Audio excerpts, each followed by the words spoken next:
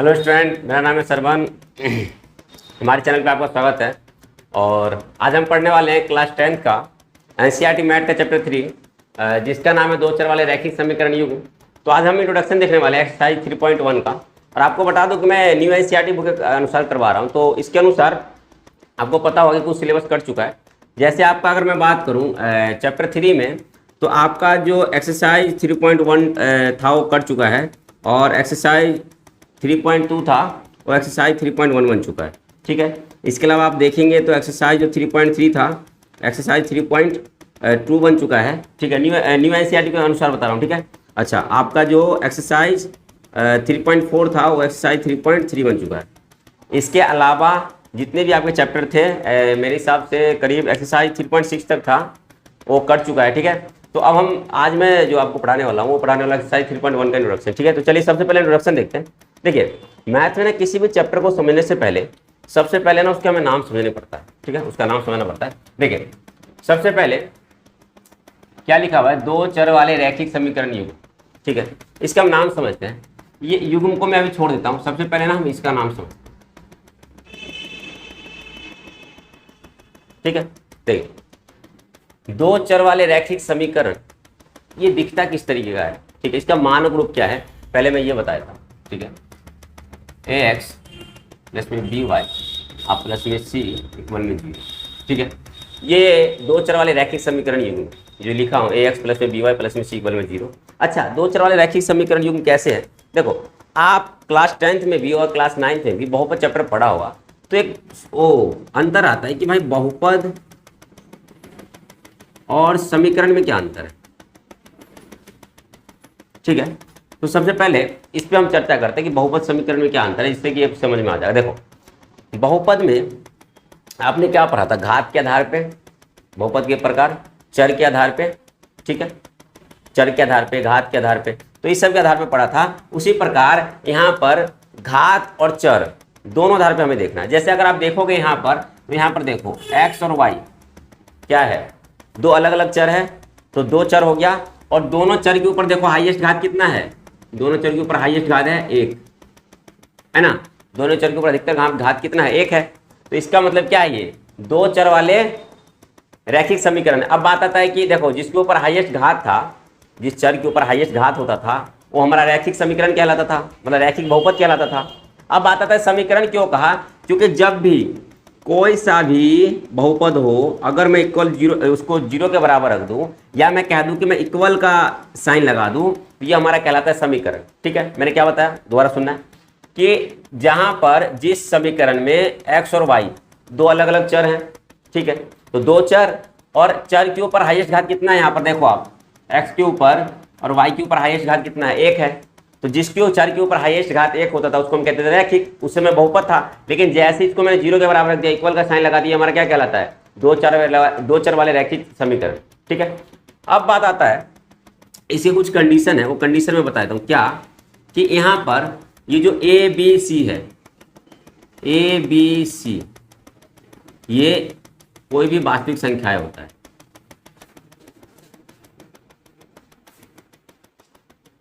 कोई भी वास्तविक संख्याएं होता है।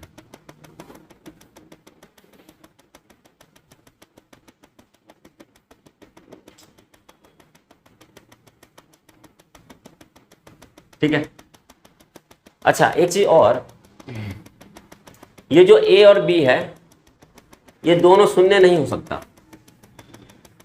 a और b दोनों शून्य नहीं हो सकता।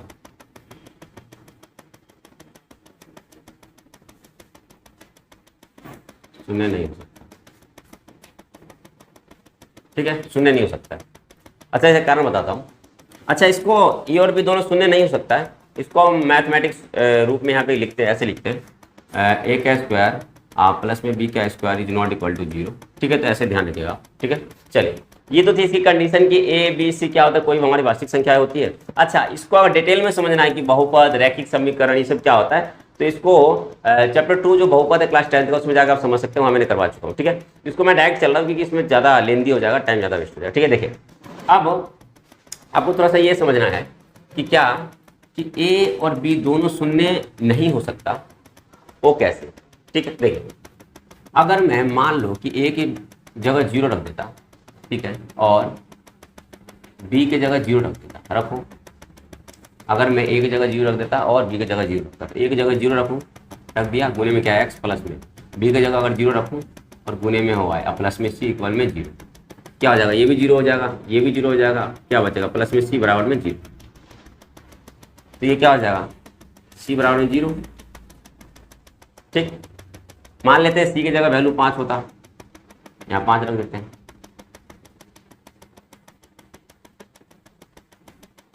तो अब 0 की कोई वैल्यू तो होता नहीं, जोड़ने में 5 ही आएगा, इक्वल में 0 है।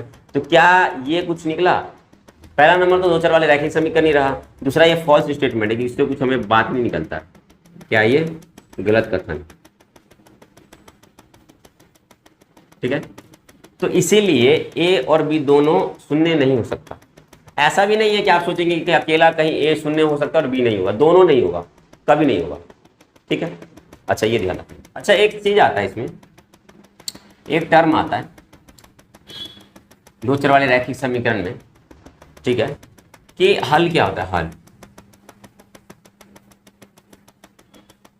तो मैं कुछ एग्जांपल लेता हूं दो चर वाले रैखिक समीकरण का, ये तो मानक रूप है, इसका एग्जांपल लेता हूं। दो चर वाले रैखिक समीकरण का हम एग्जांपल ले सकते हैं, जैसे कि 2x प्लस में 3y इक्वल में 5। x y अलग अलग चर है, दोनों का अधिकतम घात कितना, दोनों चर के ऊपर 1 है और इक्वल का साइन लगा हुआ है। इसका मतलब क्या है? दो चर वाले रैखिक समीकरण ये गुण। ठीक है, जैसे यहां पर अगर मैं मान लो x की वैल्यू 1 और y की वैल्यू 1 और x y की जगह रख के देखते हैं। देखो यहां पर मैं रखा x की जगह 1, ठीक है। अच्छा उसी प्रकार प्लस में मैं क्या रखा, y की जगह 1 इक्वल में क्या है 5। ठीक, ये कितना हो जाएगा? 2 को 1 से गुना करके 2 ही रहेगा, प्लस में 3 को 1 से गुना करके 3 इक्वल में 5, तो 5 इक्वल में 5। एक बात ध्यान रखना, जानते हो क्या, कि जब भी ये हमारा क्या कहलाता है, लेफ्ट हैंड साइड, और ये हमारा क्या कहलाता है, राइट हैंड साइड। तो जब भी left hand side right hand side equal हो जाए ना, ऐसा एक्स वाई की वैल्यू रखने पर, जब लेफ्ट हैंड साइड और राइट हैंड साइड इक्वल हो जाए, तो वो जो एक्स वाई की तो वैल्यू होती है ना, वो इस दो चर वाले रैखिक समीकरण का क्या होता है? हल होता है। तो ये दोनों क्या है? इसका हल, इसका ये रैखिक समीकरण, दो चर वाले रैखिक समीकरण। ठीक है, तो ये बात थोड़ा ध्यान रखना। ठीक, तो ये हल हो गया। अच्छा एक बात आता है क्या, कि हल तो समझ गए कि जो रखने पर left hand side right hand side की इक्वल हो जाए वो इसका हल होगा। ठीक है, एक और एग्जाम्पल रख के देखते हैं। जैसे मान लीजिए 2x प्लस में 3y अब बराबर में 5, तो मैं x की वैल्यू 1 मान लेता हूँ और y की वैल्यू मान लेता हूँ 7, चेंज कर दिया थोड़ा सा। ठीक है, अब देखो, अब रखते रखो, x की जगह 1 रखा प्लस में, y की जगह 7 रखा, इक्वल में क्या है 5। ये कितना हो जाएगा? 2 और प्लस में 7 21 बराबर में 5, ये कितना हो जाएगा? 23 बराबर में 5। क्या ये left hand side right hand side बराबर है? नहीं है। इसका मतलब ये दोनों x की वैल्यू 1 और y की वैल्यू 7, ये इसका हल नहीं है। ठीक है, जब भी left hand side right hand side की इक्वल ना हो, ठीक है, तो वो जो वैल्यू हम रखेंगे इस समीकरण को, इसका हल नहीं होगा। ठीक, अब देखो, अब हमें ये देखना है, ये तो हमने ये देखा कि हल कैसे निकालेंगे और हल है क्या। ठीक है, अब हम देखते हैं कि क्या दो चर वाले रैखिक समीकरण युग्म का ग्राफ पे भी कुछ मतलब निकलता है, और निकलता है तो क्या निकलता है ग्राफ पे मतलब। ठीक है, तो सबसे पहले अगर आपको ग्राफ पर आपने क्लास 9th में पढ़ा हुआ 3rd चैप्टर, या फिर इसमें 2nd चैप्टर में भी दिया हुआ है जो आपने शून्य को देखा होगा, वैसे तो वहाँ दर्शाना नहीं था, लेकिन क्लास 9th में आपने अच्छे से देखा था कि ग्राफ पर कैसे हम बिंदु को दर्शाते हैं, निर्देशांक बिंदु को, तो वही समझना है। तो यहाँ पर हमें क्या आपने सुना होगा, क्लास 9th में समझा होगा कि कम से कम हमें 2 बिंदु चाहिए होता है दर्शाने के लिए ग्राफ पर। ठीक है, तो एक तो ये हल है, दूसरा तो हल है नहीं, तो दूसरा तो इसका होगा नहीं, दूसरा तो इसका हल होगा ही नहीं। आगे देखते हैं। देखिए अब एक काम करते हैं, अब दूसरा एक हल लेके देखते हैं, दूसरा एक वैल्यू मान के देखते हैं। जैसे मैं मान लेता हूँ x की वैल्यू -2। अब मैं एक तरीका बता रहा हूँ, देखो अभी तो हम सीधा डायरेक्ट हम 2 वैल्यू सोच ले रहे थे, अब हमेशा तो हमें आइडिया आता नहीं रहेगा, कोई वैसा समीकरण होगा तो हमेशा तो आइडिया आता नहीं रहेगा कि हम दोनों वैल्यू एक्स वाई मान लें अपने आप से। इसके लिए क्या करेंगे, कोई एक वैल्यू एक्स का या वाई का रखेंगे, दूसरा खुद ब खुद निकल जाएगा। देखो जैसे मैं अगर एक्स की वैल्यू -2 वहाँ रखता हूँ, 2x + में 3y = 5, ठीक है। अगर मैं वहाँ रखूँ x के जगह प्लस में 3y = 5, ठीक है, क्या हो जाएगा ये 2 दूनी 4 माइनस का 4 और प्लस में 3y = 5, 3y = 5 और प्लस में 4, ये उस तरफ जाके क्या हो गया प्लस में हो गया, तो क्या हो जाएगा 3y = 9, तो y = 9/3, तो कट के कितना आ जाएगा ये 3, ठीक है। यहाँ पर क्या आ गया, 2 x और y के वैल्यू आ गई हमारे पास, तो ये इसका क्या है, ये इसका हल है। क्या है, ये हल है। पहले तो मैं वैसे ही बस बता रहा था आपको x और y की वैल्यू खुद से रख के कि अगर left hand side right hand side के इक्वल हो जाए तो वो हमारा क्या कहलाएगा, जो एक्स वाई की वैल्यू मानेंगे वो इसका हल कहलाएगा। अब मैंने बाद में क्या बताया कि आपको अगर ग्राफ पर दर्शाना हो, डायरेक्ट हल निकालना हो तो कुछ नहीं करना, एक्स की वैल्यू किसी एक का वैल्यू मानना है कुछ भी, ठीक है। दूसरा कट पीट के खुद ही वाई की वैल्यू निकल जाएगा, और वो जो 2 एक्स और वाई की वैल्यू निकलेगी वो इस समीकरण का हल होगा। जैसे कि ये भी क्या है, ये जो एक्स और वाई की वैल्यू निकली है दोनों, ये क्या है इसका हल, ठीक है।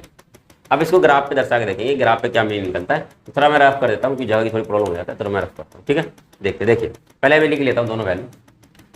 पहला क्या निकला, एक्स की वैल्यू 1 और वाई की वैल्यू 1। दूसरा क्या निकला, एक्स की वैल्यू -2 और वाई की वैल्यू माइनस ये प्लस कर दी, ठीक है, ये निकला। अब मैं इसको रफ करता हूँ।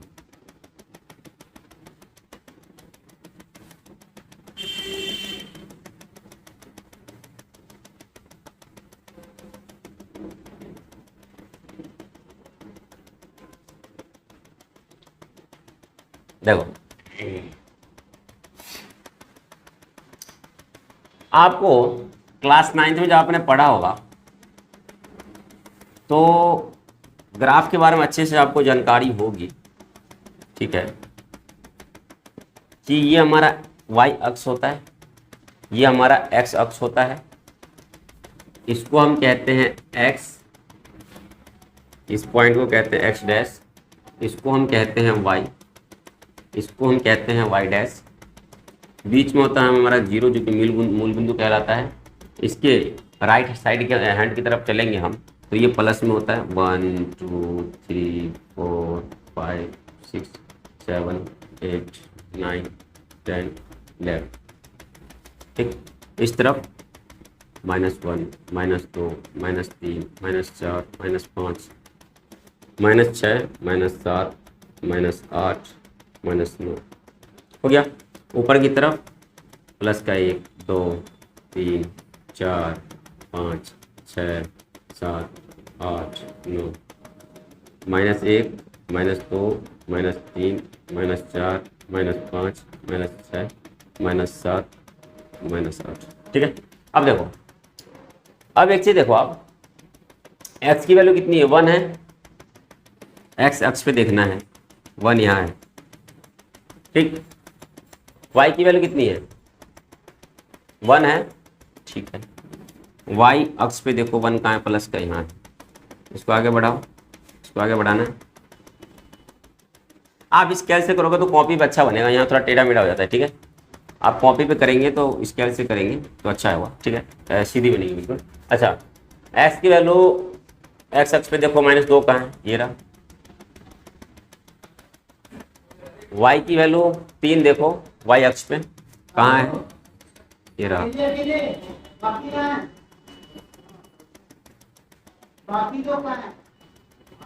ये हो गया, ठीक। अच्छा, अब बस एक सीधी रेखा खींचो,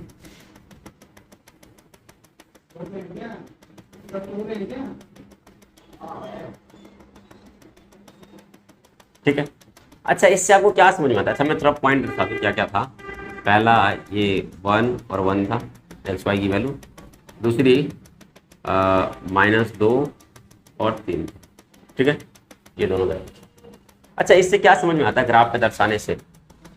इससे ये समझ में आता है कि जब भी दो चर वाले रैखिक समीकरण युग्म, यहाँ से यहाँ तक हम चर्चा किया, जब भी दो चर वाले रैखिक समीकरण युग्म को, उसके बिंदु को, उसके हल को ग्राफ पे दर्शाएंगे। मैंने क्या बताया, ग्राफ पे दर्शाने के लिए कम से कम दो हल चाहिए होगा, ठीक है। तो जब भी दो चर वाले रैखिक समीकरण युग्म के हल को ग्राफ पे दर्शाएंगे तो हमेशा एक सीधी रेखा देगा।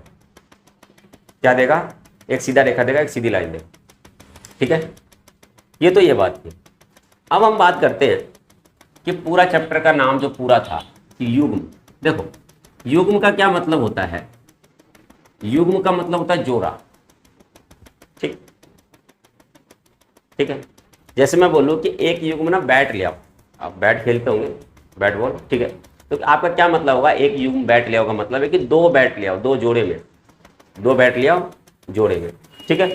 तो युग्म का मतलब होता है जोड़ा। उसी प्रकार दो चर वाले रैखिक समीकरण है, तो दो चर वाले रैखिक समीकरण का क्या मतलब है? ये जो ax प्लस में by प्लस में c इक्वल में 0 है, ये जो मानक रूप है दो चर वाले रैखिक समीकरण युग्म का, ये दो होगा।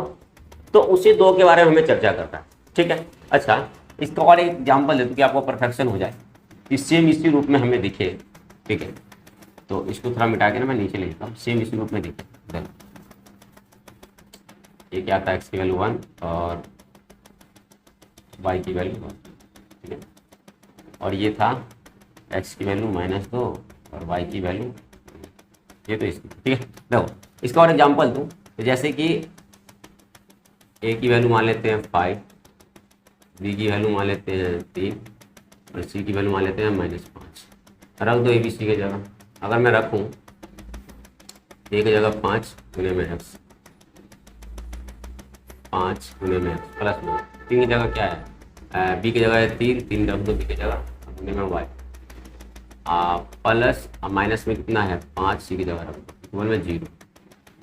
एक चीज़ आप देखो, 5 को x से गुना करेंगे 5x ही रहेगा, 3 को y से गुना करेंगे 3y ही रहेगा, और माइनस प्लस कितना हो जाएगा? माइनस, इक्वल में 0। ये आपका बन गया दो चर वाले रैखिक समीकरण, ठीक है। ये दो चर वाले रैखिक समीकरण का एग्जांपल है, और भी बहुत सारे एग्जांपल ले सकते हो आप, ठीक है। अब हम बात करते हैं दो चर वाले रैखिक समीकरण युग्म पूरा, ठीक है। तो इसको हम देखते हैं, ठीक है। चलिए आगे चलते देखिए।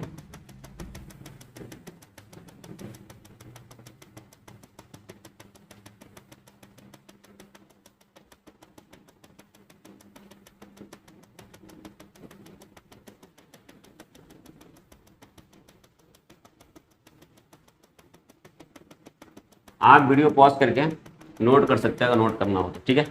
चलिए देखिए, अब पूरा चैप्टर का नाम हम डिस्कस करेंगे कि दो चर वाले रैखिक समीकरण युग्म। देखो, अब ये इसको इंग्लिश में कहते हैं linear equation in two variable, ठीक है। तो मैं ऐसा करता हूँ, एक को लीनियर 1 नाम रख देता हूँ, दूसरे को लीनियर 2 नाम रख देता हूँ। a1x प्लस में b1y प्लस में c1 इक्वल में 0, लीनियर 1 हो गया। दूसरा L2 की बात करूं तो a2x प्लस में b2y प्लस में c2 इक्वल में 0, ये है। यहाँ पर भी वही होगा कि भाई a1 b1 और c1 कोई भी वास्तविक संख्या है, कोई भी वास्तविक संख्या है, कोई भी वास्तविक संख्या है, ठीक है। और क्या कि a1 और b1 दोनों शून्य नहीं हो सकता, शून्य नहीं हो सकता, ठीक है। ये कंडीशन है, उसी पर डिस्क्राइब वही लिख दो आप, ठीक है। क्या कि भाई a2 b2 c2 कोई भी वास्तविक संख्या है, वास्तविक संख्याएं हैं, ठीक। और और A2 का स्क्वायर अब प्लस में, अच्छा इसको एक चीज़ है, इसको भी हम मैथमेटिक्स रूप में कैसे लिख सकते हैं, इसको A1 का स्क्वायर अब प्लस में B1 का square is not equal to 0। ठीक, इसको भी हम गणित के रूप में ऐसे व्यक्त कर सकते हैं। और इसको भी अगर हम देखेंगे तो A2 का स्क्वायर अब प्लस में B2 का square is not equal to 0, तो गणित के रूप में ये व्यक्त कर सकते हैं। और इसी को हम क्या लिख सकते हैं कि A2 और B2 दोनों शून्य नहीं हो सकता, नहीं हो सकता, हो सकता है। ठीक है, वो तो मैंने चर्चा कर ही दिया था पहले। ठीक, अब बात आता है कि दो चर वाले रैखिक समीकरण जो युग्म है, ये दो चर वाले रैखिक समीकरण दो है, ठीक है, दो बार है, तो इसका क्या यूज है, इसका क्या इस्तेमाल है, ग्राफ पे इसका क्या मीनिंग निकलता है। तो सबसे पहले दोनों का एग्जांपल लेता हूँ। जैसे कि मान लीजिए 5x प्लस में 3y आप प्लस में 5 गुना 0। दूसरा समीकरण ले सकते हैं, मान लो 3x माइनस में 5y आप प्लस में 3 इक्वल में, कुछ भी ले सकते हैं। ठीक है, हो गया, तो ये क्या हो गया, इसका एग्जाम्पल हो गया। ठीक, अब ये समझेंगे हम कि दो चर वाले रैखिक समीकरण युग्म, जब दो चर वाले रैखिक समीकरण दो होगा, लीनियर 1 लीनियर 2, तो ग्राफ पर इसका क्या मतलब निकलता है। ठीक है, चलो देखो, ये तो आपको पता ही है कि दो चर वाले रैखिक समीकरण हमेशा एक सीधी रेखा थे। तो अब ग्राफ पर क्या मतलब निकलता है, देखो ग्राफ पर या तो दो समीकरण एक दूसरे को काटेगा,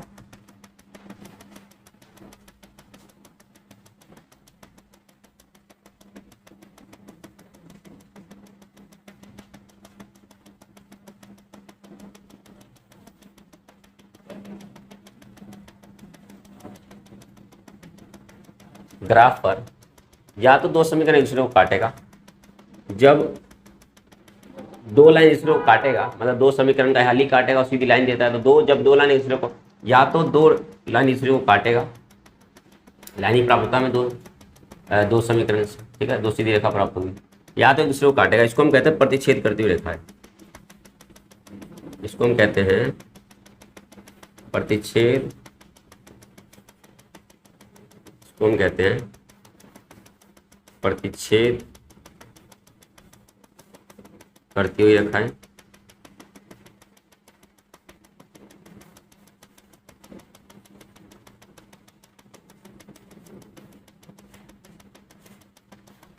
ठीक है, दो रेखाएं एक दूसरे को प्रतिच्छेद कर रही है। अच्छा, इसके अलावा इसके बारे में और भी कुछ कंडीशन है क्या, कि जब दो रेखाएं एक दूसरे को प्रतिच्छेद करती है तो ये अद्वितीय हल देगा, अद्वितीय हल देगा। ठीक है, इसका हल कितना होगा, अद्वितीय हल, अद्वितीय हल का मतलब यूनिक हल, एक हल, जिसको हम कहेंगे एक हल देगा।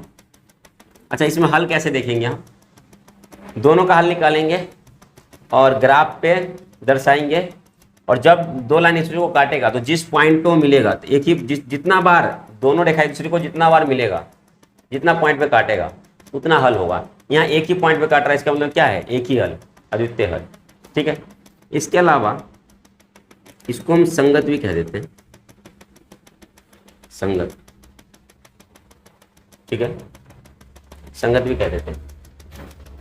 ठीक, अच्छा, अब बात आता है सेकंड का, देखते हैं। देखिए, और ये तो पहला कंडीशन था, दो रेखा एक दूसरे को काटेगा। दूसरा क्या है, या तो दो रेखा एक दूसरे को नहीं काटेगा, नहीं काटेगा तो क्या करेगा, दोनों रेखा एक दूसरे को समांतर होगी, नहीं काटेगा इसका मतलब दो रेखा एक दूसरे के समांतर होगी। दूसरा कंडीशन यही होता है। तो जब दो रेखा एक दूसरे को समांतर होती है तो इसको हम कहते हैं समांतर रेखा है,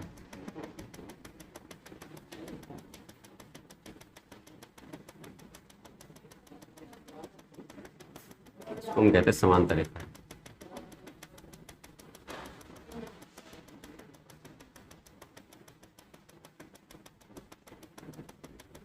ठीक है। और इसकी क्या कंडीशन है, तो जब दो रेखा एक दूसरे को समांतर होगी, मतलब ग्राफ पर जब दो समीकरण का हल निकाल के दर्शाएंगे तो कुछ रेखा एक दूसरे को समांतर होती हुई जाए दिखेगी, मतलब प्रतिच्छेद नहीं करेगी दूसरे को। और जब प्रतिच्छेद नहीं करेगी इसको कहेंगे समांतर रेखा है, और इसका कोई हल नहीं होगा, क्योंकि जितना बार मैंने क्या बताया कि जितना बार दो लाइन एक दूसरे को काटेगा जितने पॉइंट पे उतना हल। यहाँ एक बार भी नहीं काटा, इसका मतलब कोई हल नहीं हुआ, तो इसका कोई हल नहीं होगा।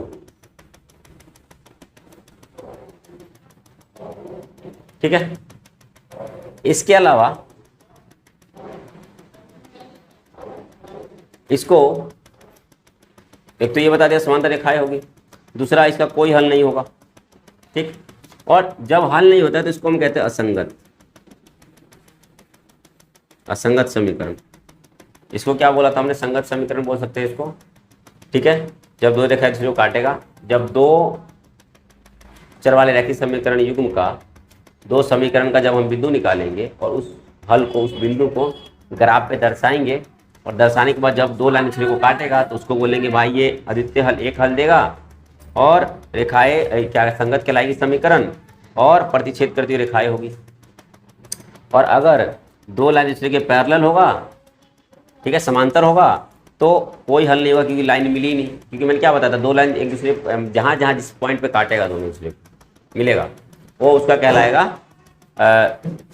हल, लेकिन यहाँ नहीं मिल रहा है तो इसका कोई हल नहीं होगा, और ये असंगत समीकरण होगा। ठीक है। इसके अलावा तीसरा कंडीशन, या तो दो रेखाएं एक दूसरे के संपाती होगी, मतलब कि एक लाइन पे दूसरा लाइन, इसका मतलब इसको हम क्या कहेंगे, संपाती रेखाएं कहेंगे। इसके नाम जाना जाएगा संपाती रेखाएं।